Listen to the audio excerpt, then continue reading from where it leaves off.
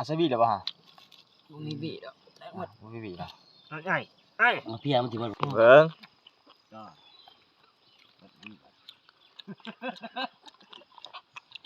โอ้มันนี่หน่อยปลาหมาดอกผักโอ้ยไอ้จะใส่นี้หรอนะใส่น้ำหูน้ำดิบมันยังมีแล้วลังดุ้งคนละได้ผมจะย่างเขาเรียกไปหอดนี่แล้วมันมาไล่คนมาปรับเห็นชัดเลยรัดจะเคยบ่เห็นแน่มันไฟรัดเราก็มันแล้วเราก็ปลากับอยู่จึกเลยมันก็บอลเลยบาเดียว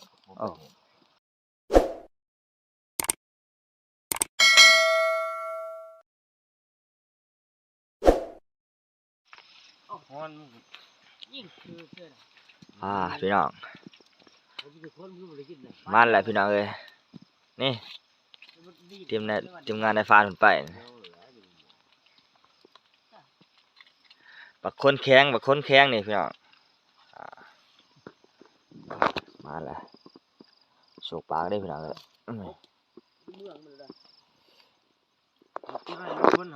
คนแข็งฝนออกไปเตะตาขึ้นนี่พี่น้องเลยออกเงียงขึ้นนี่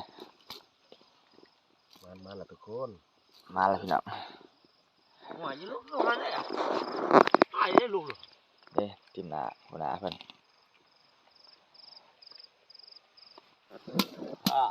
ขับไปตู้รีบไหมมีราคาได้ดิคนโอ้นั่งบล็อกนี่แหละบ่นั่งบ่หลอกนั่งในเมืองมันเพราะว่าถึงใช่มันอุ้ยผมไก่ผมแม่นผู้ผมแม่คิดว่าตัวนี้แหละตัวไหนบ่ตัวนี้แหละรถได้3-4 โล3 โลตัวนี้แหละคนอุ้ยแต่ว่าตัวมาก4 โลได้แล้ว6 ลูกนะโอ้5 โลโลละแสนได้อย่างนี้แม่เราหล่นละแสนอุ้ยตัวหน่อยเนาะเป็นหน่อยพี่น้องเลยตัวไฟแล้วเว้ยถ้าบ่ได้ก็พอได้ครับไอ้บ่ต้องมีบ่ไว้จ้ะนั่นโป่งเป็นบ่นั่นไฟฝาเอ็นบ่เจ้าลูกมันโตนะนึงพานตัวนี้เด้ปีกเนาะอูนูพานนี่ตัวเรื่องนี่ลูกผ่านหรือไรลูกผ่านหน่อยลูกผ่านยิงกันได้บ่นี่ดูเขาเคียเรียกไอ้ตัวนี้เคียเรียกไอ้ต้มน้ำก่อนพี่น้องเอ้ยยิงเคียเรียกว่าดิธรรมดาเอายิงบ่ยิงตัวนี้มันหมดแล้วอันนี้ต้มนี่ก็แบบผ่านกันนะแบบไก่กันนี่ครบขี้ครบกันได้ฮะเคยบ่กินโอ้ยโอ้จะเฮยจะจักว่าผมได้ฮะนี่ห้ำมาก็ใหญ่แก้มเราขับเปาะเนา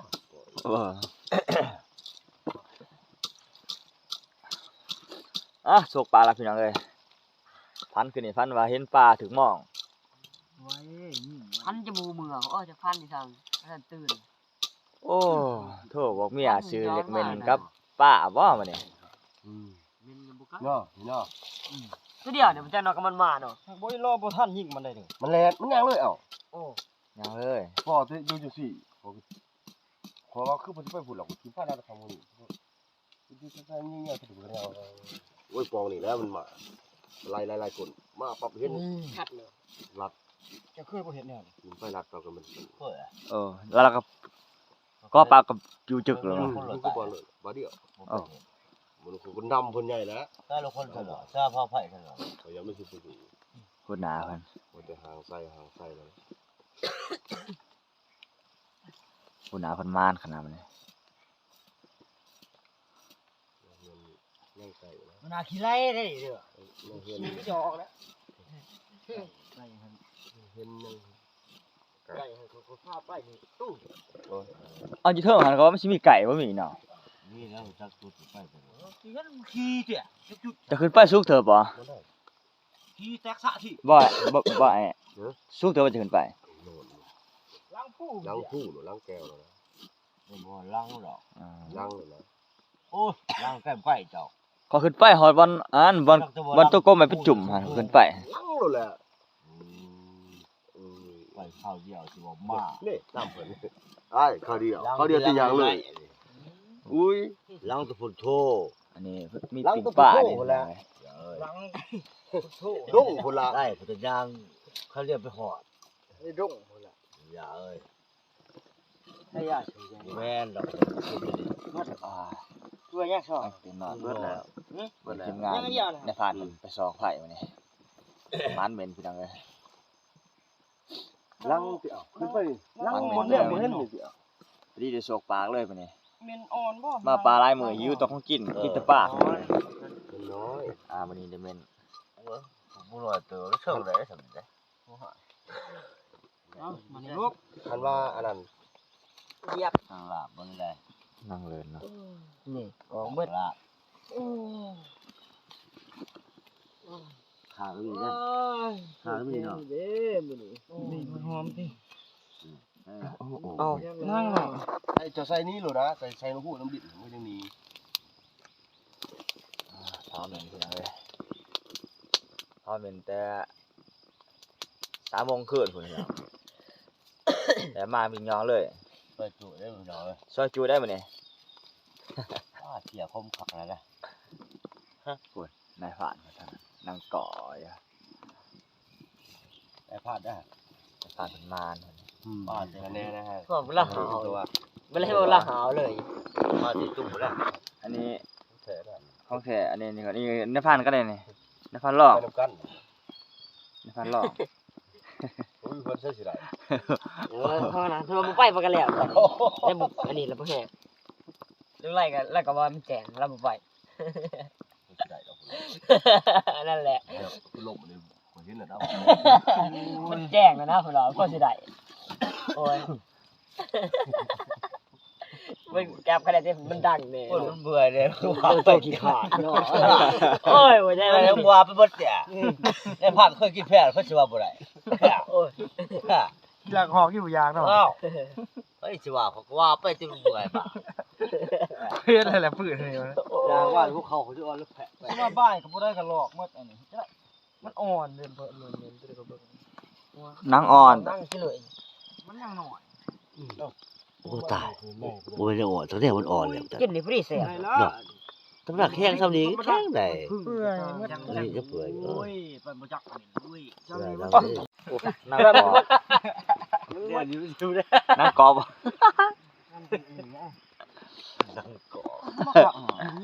นางกอบเมนพี่น้องเลยน้ำกี่แล้ว บอกแล้ว มึดได้บ่ เบิ่ง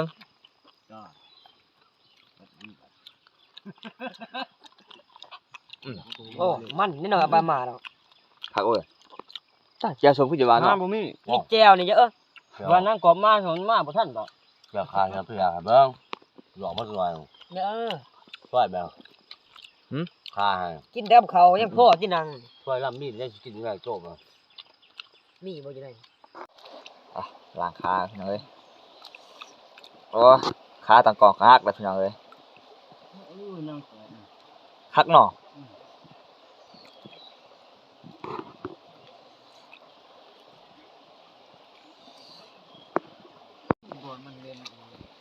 ฮะ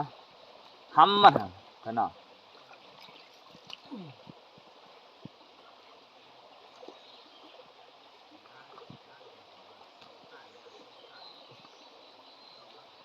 ปวดมันพี่น้องเลย ล่างจะชวนมันที่ก็มาก็มา เป็นร้านนี้เหรอวะไอ้ โอ้ยไม่ได้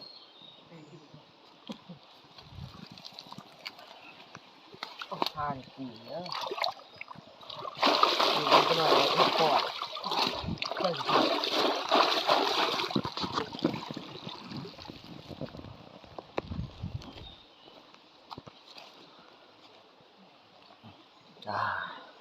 ขาลังพี่น้องเลย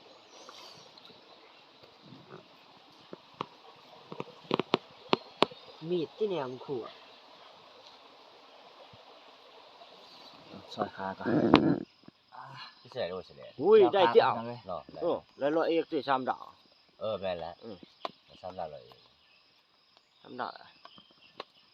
นี่มาเอง ม มันส้มนี่ สมว่ามันสิได้พัวดีงามบ่เฉลี่ยเต็มน้อยๆอย่างน้อยๆหนาเป็นบิดเป็นจังได๋ วาสนามันได้พวงามเว้ย บ่งามบ่จังได๋น้อย หัวบัดมีเงินได้นี่งามจังเลย ๆบัดมันเข้าทานบัดมันเจอเท่านี้ทานเพิ่นยองโลดมีเงินงามแล้วบัดนี้เพื่อนกัน2หลัง3หลัง ด้วยเนาะ เอ้า เงินเอามาบัดนึงไปลง เพื่อนนี่ดอก5 บาท มันฉี่มันจ้ะอยู่มันฉี่นี่คือ มันสิช่างหัวหน้าด้านติ โอ้ เท่าแลก็อยู่การเงิน การเงินทหาร ก็ทาน มันต้องการเงินกันไกลกัน สมชัวช่างหัวหน้าด้านชัวช่างเงิน อยากบ่อยู่ไก่ด้วยจ้ะ อยากให้ลูก ไก่ตัวนั้นสะพุนถึกหมดนกนูจังซั่น บ่ถูกใช่บ่ได้เจอมันบ่ได้ แค่ทีละปืนนี่มันจะถือว่า ถึกหมดลองแบบเบิ่ง เงิน ต้องเร็วนี่ไก่ไก่ อ่าแต่งเครื่องเลยพี่น้องเอ้ยอบเมนอบเมน นี่ไก่เขาดับบุตร เอาไปหน้าเนาะ ดับบุตร แค่มันก็ไปหาอีก เต็มกูตารถเต็มกูตารถไฟบอลออกลูกน้ำบุทันนะ กูมีขี้หูดเนาะ ตอนนั้นที่เสร็จ สัตว์ป่าบ่หาใช้ไปอยู่จังได๋ ใส่เกลือกับเป็นหลวด เอ้ย อันทำไมชุดหันงูเบื่อแหละทีมงานพี่มาเป็นจังไงตะขวตะขวถ้าไปผู้เดียวคนนี้แม่นได้มีกันสี่ห้าโต๊ะนี่จะโต๊ะไม่ผมเบิ่งโต๊ะ ถ้าปี ถ้าไปกับหมู่ละยาเชียวมาบ้านนึงก็บ่แตก นี่เพิ่นบ่ยิง ย่านใดเป็นจะได้หมู่ว่าบ่เข้าใจคือกัน นกเพิ่มมันนี่ ไปเพียงได้ ไปผู้เดียวคนนี้แม่นได้ โอ้ย ไปร่วมหมู่แล้วมันบ่เคยได้จักเทื่อ โอ้ย มันรู้ไว้นี่ จังว่าไอ้ส้มว่าโอ้เบื่อแหละ ให้หมูได้เนาะบ่หมูยิงได้เนาะ หมู่ได้ก็คือตัวใดเลย อ๋อแต่งแก้วอีกพี่น้องเอ้ย เดี๋ยวคาบี้ แต่งแก้วคาบี้ นี่จะนี่ชุกในความผัก ใช่อ๋อตูดว่า สองใช่ ป้ากระหอกอยู่เฮิงขนาดเท่าขนาดปุปะอยู่กระหอก น้ำใส่น้ำแปลงบ่ น้ำแปลง แกเลยเนาะ ไปละ เออ เพิ่นบ่ แปลงเขาเอาแล้วนะนะ เป็นแห้งแล้วมันยามแล้ว อ๋อก็ที่นี่ให้บางทีก็จะมาตะแลงนะได้ก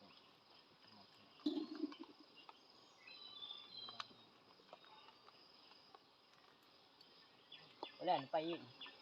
เดินไปบอลเก่านี่เขาอยากลองขึ้นผู้ตัวนี้ คือบ่เอาน้ำเองน้ำอบเองใช่ สั้นตัวนี้นี่ ครับทีนี้ก่อนสิจำห้างไม่ได้นี่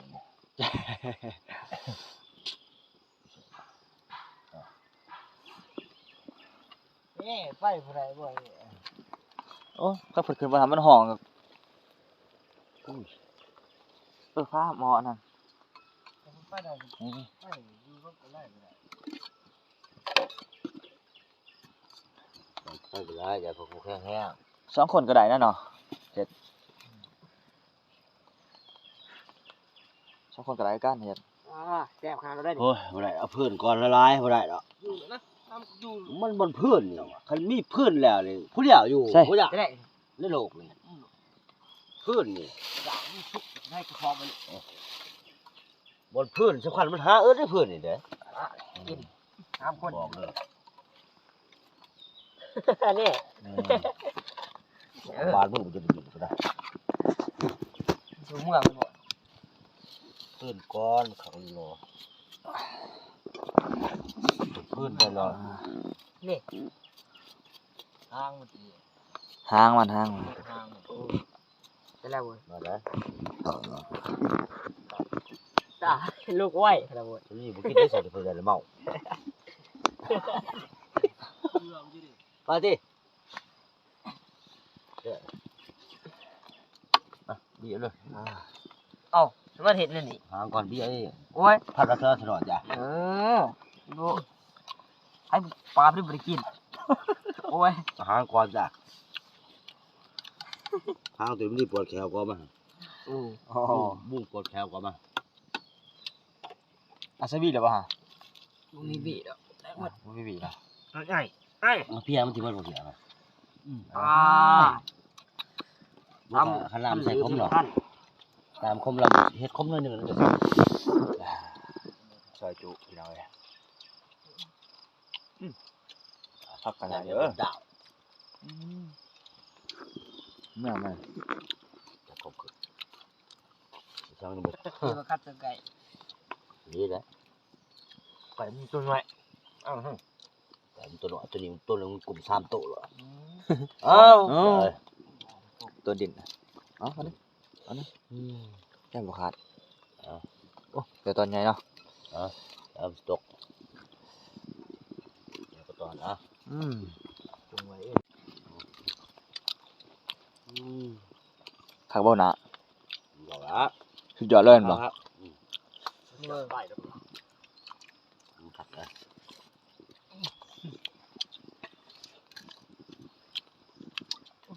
มาพี่มาดิมาโอ้ไผ่เลยมา นี่มันนั่งเนาะ บ่พอเพิ่นว่ากีตัวนี้อีกนางกอบเพิ่นนี่หมอกฝนบกๆเลยพี่น้องคมมันคัก แล้วก็ถือไปจะไปกับเพื่อนได้หาเลยครับ อันนี้ก็ปีกป้าแล้ว มัน นี่ ก็ปีกป่าปลา ป้า ปีก อีก จักกี่พัน2หีบโอ้ โอ้ เดี๋ยวนี่เดี๋ยวปานดิ้นจริง คักขนาดเนาะเพิ่นไปงมมาได้ฮะ ขี่ประจาก็กินเลยได้ดิบ่มีเมาแล้วรุ่นนี้ อ้ายเบาหันสิเป็นแบบตะกันแล้วเด้หั่นป้อนเนาะ เบิ่งหน้าบ่ได้ของ โอ้ แท้ ยเอ้ย โอ้ อ๋อได้มือเด้อ โอ้ยกระเจ้าดำกระเจ้าของที่คน ใช่ ดำผมใส่อ้วนใส่มดคุ้มถูก จ้อง พาตัวนั้นครับก็ไม่จะลอยแล้วลำแต่ผมจอดอ่อนก็หากู ที่ บอก มืดเลยที่มืดจะมาบริษัท จะทันละครับ ที่เบิ่ละครับโอ้ดีคมลำตัวดี ๆดีเจ็บ ได้ คอ ได้ ได้แล้วบ่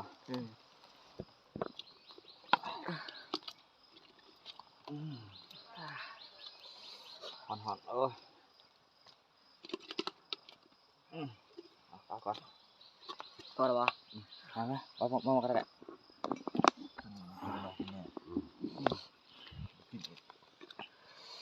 เวนตับ ตับหวานพี่น้องเอ้ย มาเต้ ตับของพาน ตับมันบานวางตับ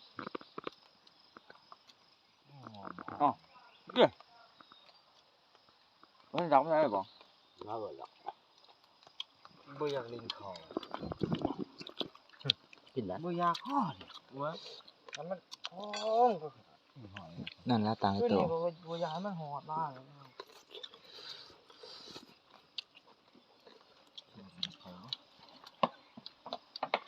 เดี๋ยวทานมุ้ยแห้งเลยเลย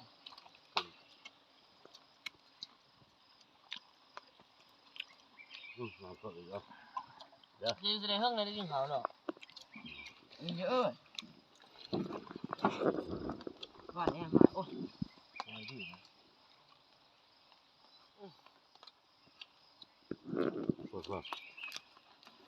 จำเจ้าแล้ว มา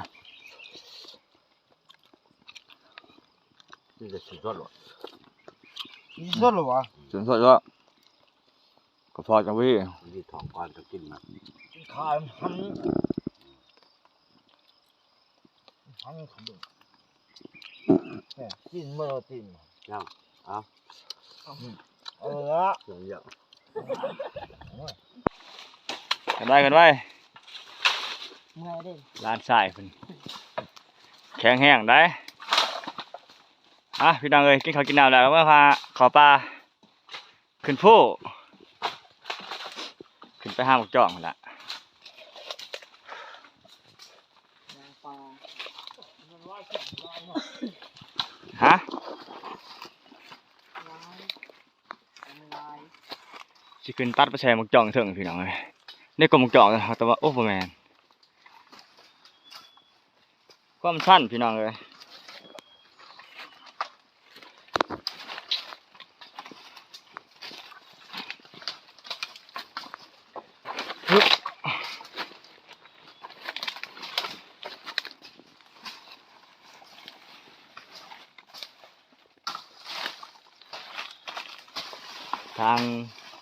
ทางตุยขึ้นไปใส่กลมหมกจ่อง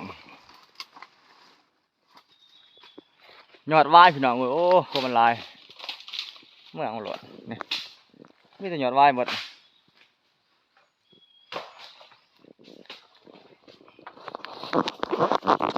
แรงนี่ตัดเมื่อออมแซ่นะออมเซเมนพี่น้องได้ยินขึ้นนี่เขาไปจะได้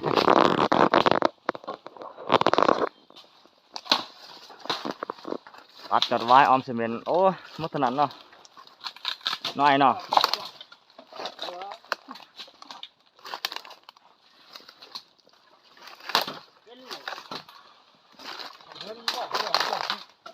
ฮะ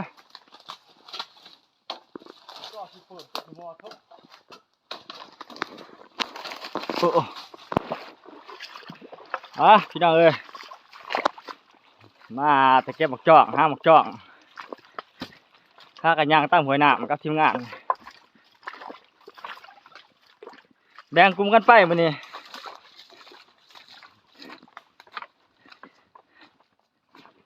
ว้าย